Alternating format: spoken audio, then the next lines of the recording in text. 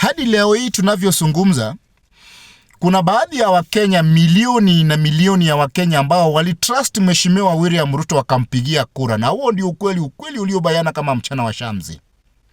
Kwa sababu Mheshimiwa William Ruto as the President of the Republic of Kenya alikuja na kitu inaitwa narrative ya Hustlers Nation, ambayo iligusa sana watu wengi, haswa mama mboga, bodaboda, watu wa mkokoteni, watu wa vinyozi, wale watu wa chini, wali chini. Mheshimiwa William Ruto aliwagusa because alikuwa na narrative mzuri sana ya kuchiuza ama ya kuuza ama ya kukampeni katika nchi yetu ya Kenya. Hawa watu ukifanya utafiti vizuri ama ukifanya your research, wamekufa moyo sana na uongozi wa Mheshimiwa William Ruto. And that is why ukiangalia vile Chensi walifanya maandamano, ni kama walikuwa wamechoka na uongozi wa Mheshimiwa William Ruto within a span of 2 years.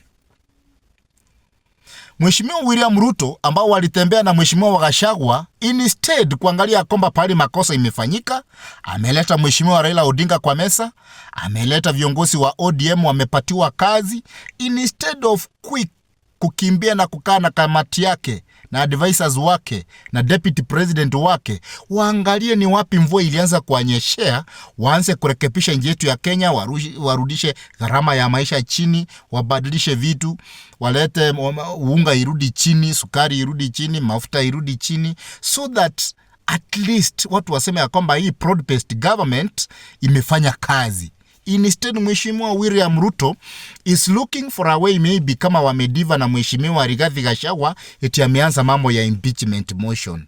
Okay, of course I did not vote for Mheshimiwa William Ruto and his government. I voted for Baba Raila Amolo Odinga na wale wafuasi wote wa Azimio na chama cha ODM. Lakini kwa sababu sasa wametengeneza kitu inaitwa broad-based government, instead of using resources to mobilize people from Mount Kenya region kumudalilisha Mheshimiwa Gachagua eti Kindiki ndio spokesperson, mtu wenye hata ajui kuongea, si wangeketi chini na Mheshimiwa Rigathi Gachagua waone pahali wametofautiana, waone pahali shida iko, waketi kama wao viongozi waseme ya kwamba tumeleta Raila kwa meza, ndio tumeleta hao viongozi wa ODM katika meza, ndio wacha pia wao watusaidie katika mambo ya sekta za ama wizara mbalimbali, tuone vile tutabadilisha nchi yetu ya Kenya. Mheshimiwa William Ruto, unaanza aje kuuza JKIA, Jomo Kenyatta, the founding father of this nation?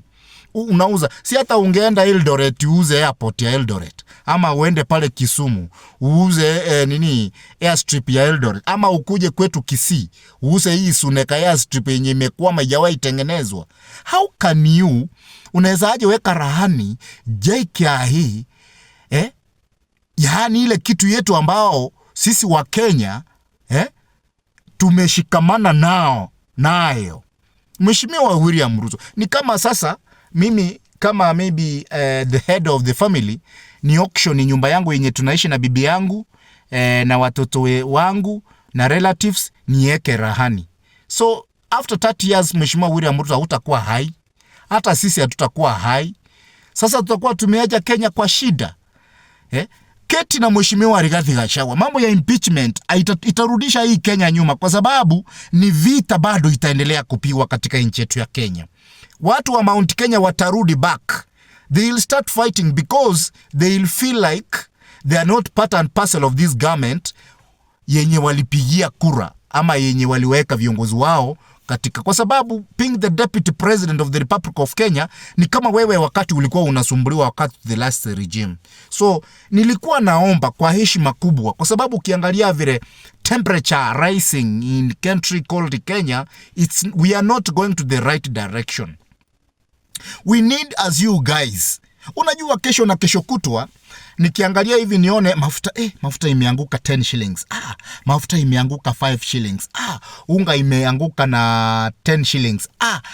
Mafuta kupigia mboga imeanguka na 5 shillings. Hizo ndio vitu wa Kenya wanataka kusikiliza.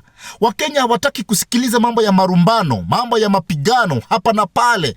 Sasa hivi 2 years down the line, eti viongozi wameanza kutokelezea juu ya gari na kusema ya kwamba vile wamedalilishwa kutoka kwa government. We are not going to work like that. Hii mkiendelea hivi Mheshimiwa President na Rigathi Gachagua na viongozi wengine wala ambao instead kuambia Wakenya vile wamewafanyia kazi, vile wanaenda kufanya na kuprepare impeachment motion.